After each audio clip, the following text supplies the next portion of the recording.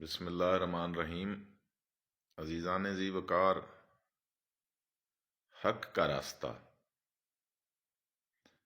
جو ہمیں اللہ کی طرف لے جاتا ہے، قرآن پاک اس کی تشریح کرتا ہے، وَاعْتَصِمُوا بِحَبْلِ اللَّهِ جَمِيعًا وَلَا تَفَرَّقُوا۔ اللہ کہتا ہے میری رسی کو مضبوطی سے تھامو اور تفرقہ اختیار نہ کرو۔ اللہ کی رسی کیا کرے گی؟ محمد مصطفیٰ ہمیں اللہ تک لے جائیں گے۔ راہ حق جو ہے اس پر چلنا،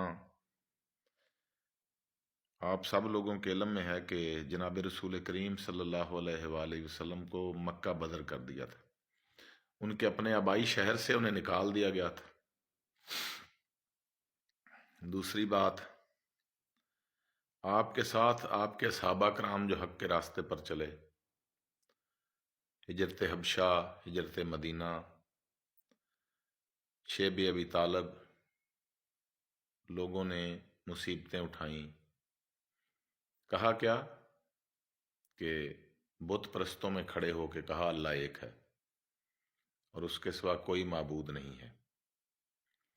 اس کے بعد اولادیں مار دی گئیں، مال اسباب چھین لیا گیا، بے گھر کر دیے گئے۔ اللہ قرآن پاک میں کہتا ہے کیا تم یہ سمجھتے ہو کہ تمہیں آزمایا نہیں جائے گا؟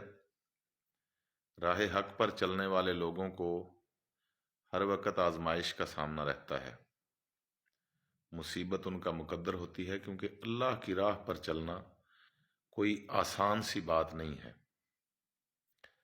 راہ حق پر چلتے ہوئے کئی گرامی قدر جانیں شہید ہوئیں۔ جناب علی کرم اللہ وجہ الکریم کو نماز پڑھتے ہوئے شہید کر دیا گیا۔ جناب حسن بادشاہ علیہ الصلوۃ والسلام کو زہر دیا گیا۔ واقعہ کربلا، مولا حسین ابن علی بادشاہ علیہ الصلوۃ والسلام اپنے چند ساتھیوں سمیت، اور وہ چند ساتھی جو کائنات میں اتنے عمدہ ہیں کہ ان جیسی کوئی مثال نہیں ملتی، مولا امام حسین کے ساتھ انہوں نے جام شہادت نوش فرمایا، خیمے جلا دیے گئے، رسول خدا کی بیٹیوں کو جیل دیکھنی پڑی۔ یہ ساری باتیں آپ نے سنی ہوئی ہیں۔ انتخاب یہ ہے کہ کیا آپ اس راستے پر چلنے کے لیے تیار ہیں؟ کیا آپ نے اس راستے پر چلنے کے لیے تیاری کی ہے؟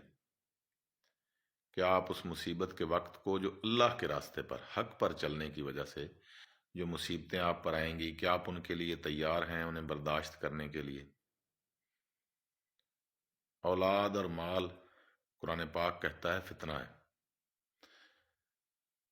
ان دونوں چیزوں کی آزمائش انسان کے لیے قطعی مشکل ہوتی ہے، لیکن وہ گرامی قدر مائیں جنہوں نے اپنے بیٹے اسلامی ریاست پر قربان کیے، شہداء کی بات کر رہا ہوں، ان سب کی قربانیاں تب رائے گاں چلی جاتی ہیں جب بعد میں آنے والے لوگ صراط مستقیم چھوڑ دیتے ہیں۔ صراط مستقیم پر چلنا اتنا ہی ضروری ہے جتنا کہ زندہ رہنا آپ اور میں ضروری سمجھتے ہیں۔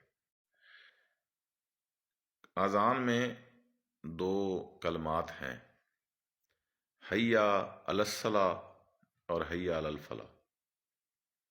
حی کی عربی گرامر اگر آپ میں سے کسی کو معلوم ہو تو انتہائی سخت حکم ہے۔ سخت حکم سے میری مراد کہ وہ مسجد سے آواز آ رہی ہے اور اللہ کے کہنے پر اللہ کے گھر میں بلایا جا رہا ہے۔ حی، ایک نماز قضا کرنا، ایک دفعہ اللہ کے بلاوے پر نہ جانا، جیسے ظاہر میں آپ کو دعوت پر یا اپنے گھر بلاؤں، آپ نہ آئیں تو صاف ظاہر ہے میرے دل میں ناراضگی آئے گی۔ تو ہمارے جذبات، ہمارے احساسات یہ اللہ کے بنائے ہوئے ہیں۔ ہر انسان کو اس صفت اور نگاہ سے دیکھنا چاہیے کہ اس میں اللہ کی ایک خوبی موجود ہے، اس وجہ سے اسے عزت و تکریم دینی چاہیے۔ راہ حق پر اگر ہم نہیں چلیں گے تو اس کا جو سب سے بڑا نقصان ہے وہ غلامی ہے۔ کیونکہ لوگ اسیس کر لیتے ہیں کہ آپ بزدل ہیں، آپ قربانی دینے سے ڈرتے ہیں، آپ لالچی ہیں، کمینے ہیں، آپ کو کسی طرح بھی جھکایا جا سکتا ہے اور آپ کو اپنی مرضی سے چلایا جا سکتا ہے۔ ظاہر کے حالات کے حساب سے دیکھ لیں کہ ہم نے ایک اسلامی فلاحی ریاست قائم نہ کی اور ہم طرح طرح کی غلامیوں کا شکار ہیں۔ اللہ تعالیٰ آپ کو قرار واقعی وہ جذبہ اور شعور عطا فرمائے، آپ ایک ریاست قائم کریں، آپ ایک بہترین معاشرہ بنائیں، آپ اللہ کے راستے پر چلیں اور حیا علی الفلاح کے مطلب سے آگاہ ہوں۔ اللہ آپ کو آسانیاں عطا فرمائے۔